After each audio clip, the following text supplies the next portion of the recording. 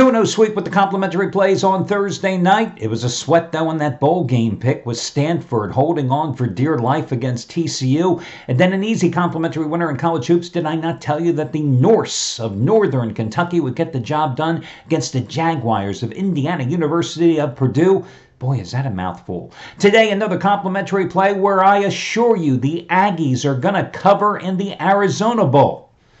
Because it's the Utah State Aggies against the New Mexico State Aggies. I'll tell you which one of those Aggies will get the job done in just a moment. This, of course, being your Friday video report. Great day for the handicappers yesterday with their college bowl plays. And as I more or less predicted for you a couple of weeks ago, you know, the Mickey Mouse bowl games, the early bowl games, they're the hardest ones to handicap, the hardest ones to make money on. But as the bowl season progresses, it's easier to find winners. The handicappers heat up. You saw that yesterday, although, to be honest with you, the hottest handicapper of them all, Tommy Brunson, hasn't run into any problems whatsoever. He continued his red-hot roll yesterday, cashing in once more, and he's got another big play going today as well. You know, he started this week, well, actually the weekend, when he hit the back-to-back 159 winners in the NFL, improving to a perfect 8-0 with those releases since he joined the site in September,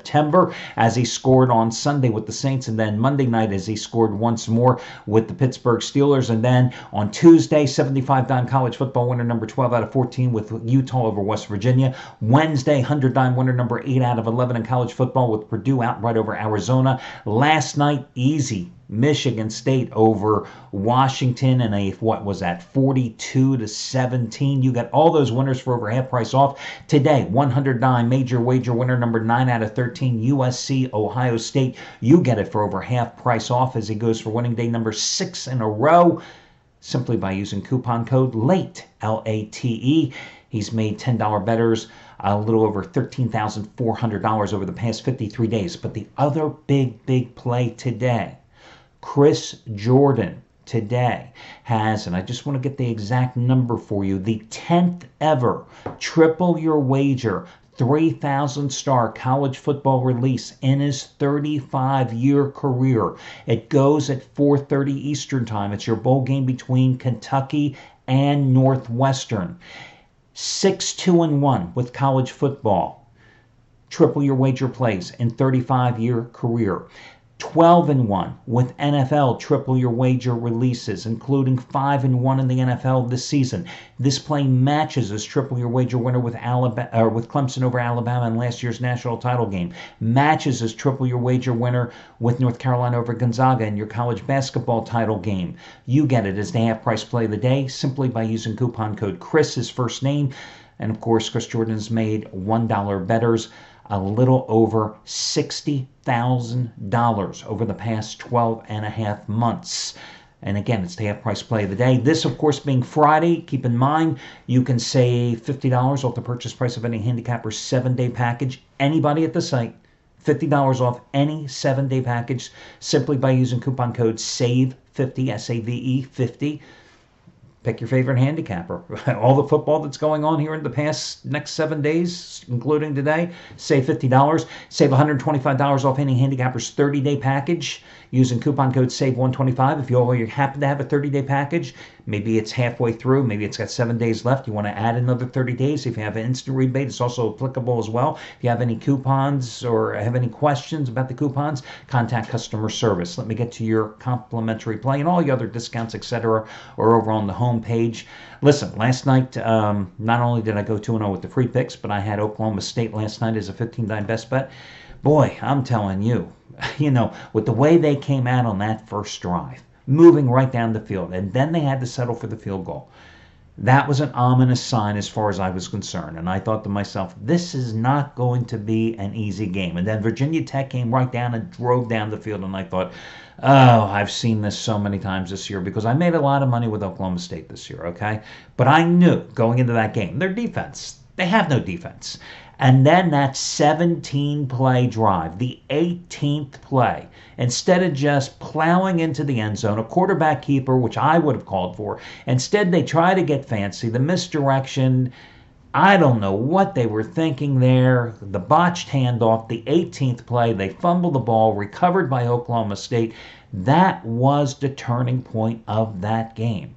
And yet, you saw Oklahoma State takes the 2-touchdown lead. Then suddenly, Virginia Tech comes back, and a third field goal in the game finally gets the winning margin and the cover for me and for you if you happen to get my play last night, and for a couple other guys here at the site that had plays on Oklahoma State, including Brad Wilton, who had his fourth straight 150-dime play since rejoining the site about a month and a half ago on the Cowboys last night as well.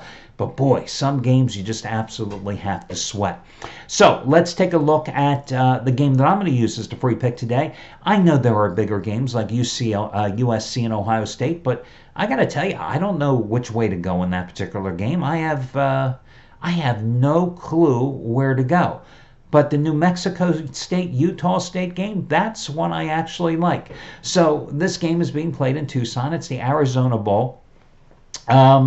This game is only a 4-hour drive from Las Cruces, New Mexico. So I think that New Mexico State is going to be more well represented here in this particular contest. And New Mexico State, what a feel-good story for this set. Let's call these the Southern Aggies instead of the Utah State Aggies, the Northern Aggies. What a feel-good story for this program. This is their last year as a member of the Sun Belt team. They had to win their final game against South Alabama to become bowl eligible, and they did so. And not only is it their last game because next year they're going the independent route, but this is also their first bowl appearance since 1960. And you talk about irony. Who did they play in 1960 in their last bowl appearance? It was Utah State in the Sun Bowl. And who did they beat in 1960? They beat Utah State. So you talk about coming full circle. New Mexico State is a team that led the Sun Belt in third down conversions this year, 47%. They moved the chains. In fact, 7 times this season, they converted at over 50% on third downs. Now, they moved the ball primarily through the air with Tyler Rogers, their quarterback, who directed the 4th-ranked passing attack, the 4th best passing attack in all of college football. Threw for over 3,800 yards, 26 touchdowns, 62% completion ratio. Now, he had 16 interceptions, okay? But most of those interceptions were front-loaded in the beginning of the season. Season finale in a must-win game, 451 yards. But I think the key here today for New Mexico State is actually going to be their ground game. Now, they've got a big running back, Larry Rose III, who 2 years ago, 2015, when I say he rumbled is the correct word to use. He ran for 1,651 yards. He missed most of the 2016 season because of injuries. This year, he ran for 807 yards, averaged 4.7 yards per carry, also was a threat out of the backfield with 49 receptions. I think he and his backup, who also ran for over 400 and some yards this year, going to be the key here because Utah State is absolutely hard when it comes to stopping the run. Utah State's run defense gave up 219.4 yards per game. More importantly, gave up 4.6 yards per carry. Now, Utah State's pass defense is pretty good, 182 yards per game. But Utah State played a weak schedule, and whenever you see that type of discrepancy, when you hear somebody say, hey, they had a great pass defense, the first thing that should tell you to do is look at what their opposite, their run defense in this case, was like. Because when you can run against somebody because they're paper thin, well, of course they're going to have a good pass defense, because why the hell would you pass the ball against them? Because you can run against them all day long. Now, this New Mexico State defense, it's not that good. They gave up over 31 points a game, and they're weak against the run as well. When I looked at these two teams' schedules, what can I tell you? I mean, it's not like they played great opponents. True, Utah State played in the Mountain West, a little better conference than the Sun Belt. But when I looked at what Utah State did this season, they got hammered by Wisconsin. They should be hammered by Wisconsin. They lost 59-10. They got crushed at Wake Forest 46-10. They lost at home to Colorado State 27-14. They lost at home to Wyoming 28-23. They lost at home to Boise State 41-14. They lost at home to Air Force 38-35. Those are all games they should have lost. Their biggest win this season was against BYU at home, 40-24. That was a game they were down early. BYU was an injury-riddled team all season long, and going into that game was no different. Their other wins, Idaho, San Jose State, one of the worst teams in Division I ball this season. UNLV, they won at UNLV, go figure. New Mexico, a bad team. I think they had 2 wins this season. And Hawaii, big deal. I look at New Mexico. They lost at home to Troy. Troy, a pretty damn good team this season, right? Lost to them, but it was only by 3 points at home. They lost 37-31 early in the season at Arizona State. Nothing to be ashamed of there. They were leading most of that game. They lost 45-31 at App State, the same App State that just manhandled MAC champion Toledo in bowl action a week and a half ago. They beat New Mexico. They beat UTEP. Big deal. UTEP didn't win a game all season. They beat Georgia Southern, beat Texas State, beat Idaho, beat South Alabama. When I look at the strength of schedule, I think that New Mexico State actually did better. All things considered, and factoring in that I think New Mexico State will be better represented at this game by nature of it being closer to their home base, I'm kind of surprised that New Mexico State is a 4.5-point underdog in this particular game. And let me just double check. You got to love live video report. I should have just double checked one more time before I started the damn thing. But yeah, New Mexico State is still a 4.5-point underdog in just about every book I'm looking at. I like New Mexico State. 4.5 points. Listen, if the line drops, I'm buying up to 4.5 points. I'm going to go with New Mexico State plus the 4.5 points, and that's the way to play this game. And again, the other games on today's card, quickly just looking at them, Northwestern, Kentucky, bad defense. Northwestern, an in-and-out team all season. Is Northwestern the better team? Yes. Would I lay 9.5 points with Northwestern? No. Would I grab 9.5 points with the defenseless Kentucky team? No. It's just a game to stay away from. USC, Ohio State, 7.5-point line here. Some places 8.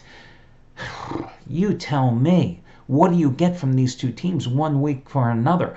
I think USC will be able to run the ball against Ohio State tonight. I think USC plus the points is the way to go in this game. Oh boy, would I put my money on USC though? Again, you just never know what you get from the Trojans or the Buckeyes week in, week out. NC State and Arizona State. Seriously? I mean, there's a reason that I just gave you that in-depth analysis and a free pick on the game between New Mexico State and Utah State, and my best bet is the early game between Texas A&M and Wake Forest. These games just aren't great today. So again, if you had to put me in the corner and a gun to my head, my second favorite play on the board today in terms of a comp play would be USC plus the points. But I really do like New Mexico State. So that'll do it, guys. I wish you well, and I'll talk to you again early on Saturday morning because the Saturday bowl card, that's tremendous. Talk to you then.